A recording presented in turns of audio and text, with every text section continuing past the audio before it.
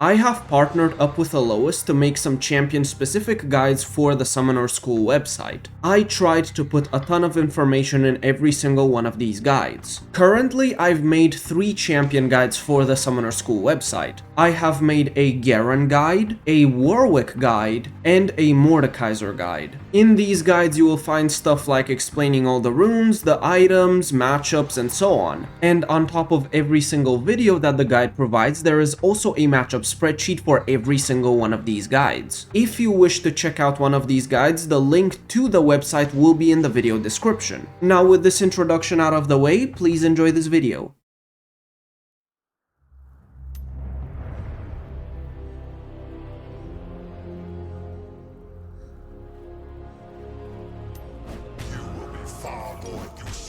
The thing you have to understand about this lane is that it's very boring. You're probably not gonna kill Gragas, but if you play well, Gragas shouldn't kill you either. It's basically a lane where you will eventually outsustain Gragas because you have no mana and he has mana. It's just that it's gonna take you a really long time. What Gragas is gonna do in this lane is constantly do the combo of using W before going in, then using his body slam, auto-attacking you, then throwing Q, and then running away. And he will repeat this trade pattern over and over and over and over and over again. You're gonna get tired of seeing it, but that's what's gonna happen. Alternatively, he's just gonna walk up to you and body slam you and then walk away. Or he's gonna throw a Q at you from max range. He will never ever take a fight when you're full health. But luckily, you do have enough sustain tools to survive. You have your W, and then you also have Doran's shield with second wind with revitalize. If you wanna make sure you literally never die and you're always full health no matter what, rush Spirit Visage. You don't have to rush Spirit Visage in this lane, but if you wanna, you can. And then if you wanna be extra frustrating, max your W second. Again, you don't need to do this to win the lane or survive it, it just makes it impossible for Gragas to do anything into you. Most of the time what I like to do though is rush something like Dusk and Dawn or Riftmaker or another legendary item. Mercury Treads are also really good against Gragas because his body slam has a knockback plus a stun component, and you will reduce the stun component from it, so because of that it will help you out when you try to trade.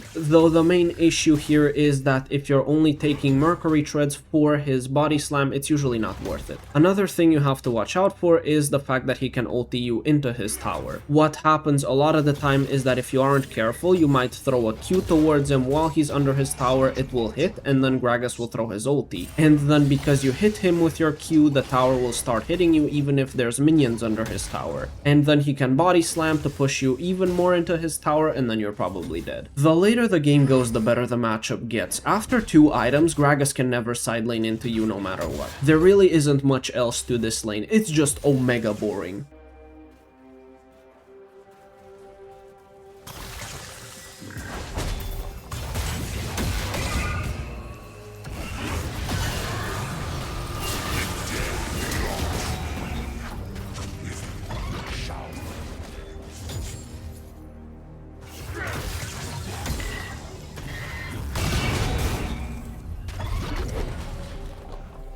Embrace the cold edge of honor.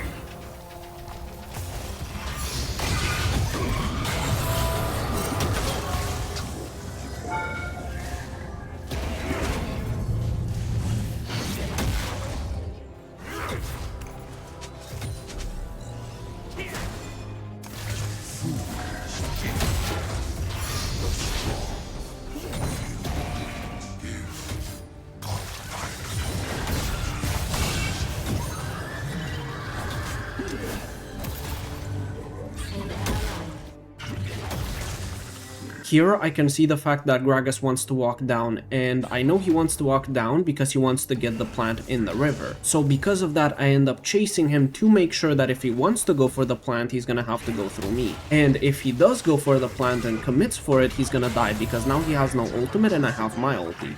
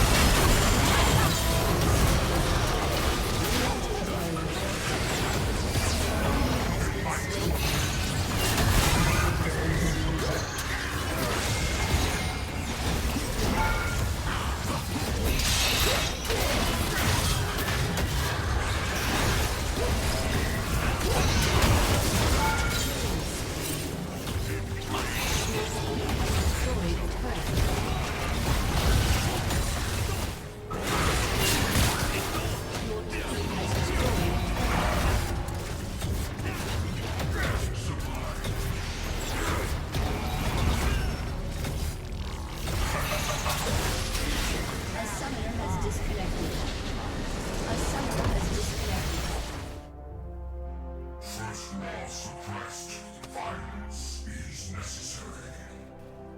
This lane is a skill matchup, but one that can be very frustrating to play simply because of the way Aatrox plays into Mordekaiser. What Aatrox will look to do is constantly poke you out with his Q1 and Q2, he's never really gonna engage straight up. So because of that, what you want to do is to try to extend fights, but that is very difficult to do because he has that E dash and his W slow. And then if somehow you get close to him and you manage to ulti him, he can immediately use his own ultimate to run away with the movement speed that it gives. And then once he's spaced you, he can hit you with the Q1 and Q2 sweet spot from afar. Most of the time what happens is that if Aatrox hits his Q1, he will immediately follow up with his W afterwards and then hit Q2. And if you get hit by the sweet spot on Q2, then he's going to follow it up with a Q3 into a passive auto. And if you ever get hit by those full combos, you will get chunked so hard. You could try to disrupt the combo by pulling him in the middle of his Q2 animation, and that way he might not hit the sweet spot on Q2, but this isn't always going to work. There's also the fact that if he does not use his dash for his Q1, he can use it for his Q2 to dodge your E. He doesn't need to do a long dash, he just does a very short dash to make sure that the Q2 still hits and it dodges your E. What you want to do here is get to your Rylai. The movement speed you get from approach velocity combined with the slow from Rylai's allows you to stick to him. And then another thing you can do is use your ultimate after he throws out the W because it doesn't follow into the realm. So because of that, it will disappear completely the moment you ulti if he Ws, and then you won't get pulled and you won't be slowed. You should also buy anti-heal into Aatrox even if he's not particularly strong. Later on, an Aatrox with Sundered Sky will heal such a ridiculous amount of health. So because of that, I recommend buying anti-heal even if he's something like 1 in 5, 1 in 4. Unless he's out of the game completely, it's usually worth it to invest in that anti-heal. You can also use your ultimate just to stall out his ulti, so you wait for him to ult and then you ulti him afterwards, and you're gonna waste most of his ulti duration within the realm.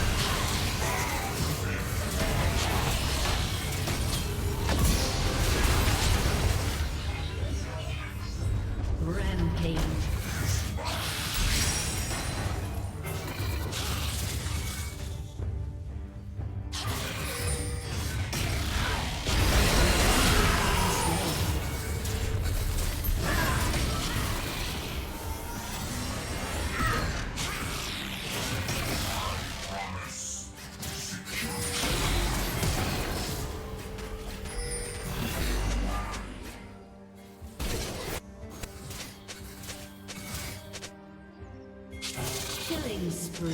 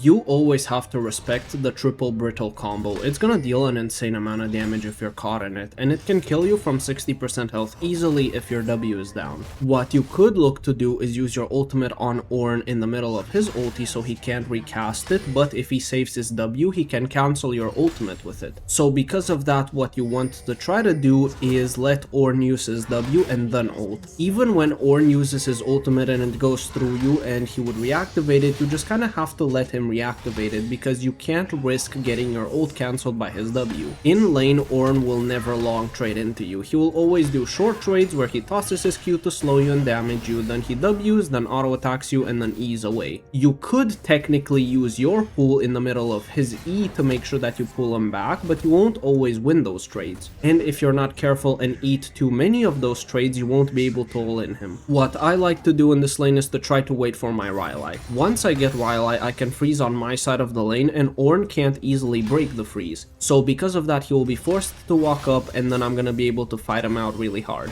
Even if he gets to live, that's fine because usually he's gonna lose 70% of his health or more, and if your ultimate is up, he should die as long as he doesn't cancel it with his W. In teamfights, you can use your ultimate on Ornn when you see that he's gonna ult, but again, much like in lane, he can just use his W to cancel your ulti. One thing you can do to make sure that Ornn cannot stop your ultimate with his W is ulti him in the middle of his E-charge animation. While he is charging, he cannot press any spell, so because of that he can't W it. Other than that though, it is basically always much safer to just wait for him to W. Unless you're super confident that he just doesn't have the reaction time to W your ult. After Rylai's, what you can buy into Ornn if you want to shred him down really hard is Bloodletter's Curse and then Liandry's Torment. You should also watch out for his K-neck Rookern power spike because once he gets K-neck, any short trade you do, he will basically win simply due to that K-neck shield.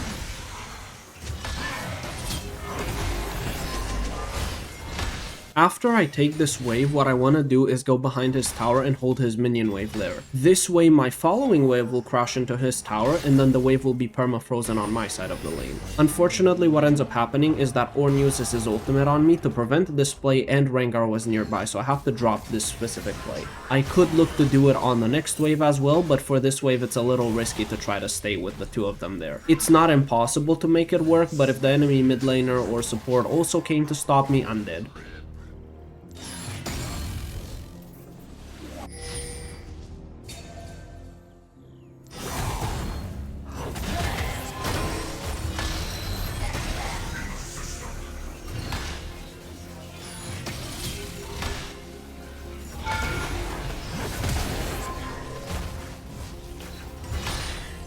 Now we just play a game of chicken and see if I use my ultimate first or if he W's first.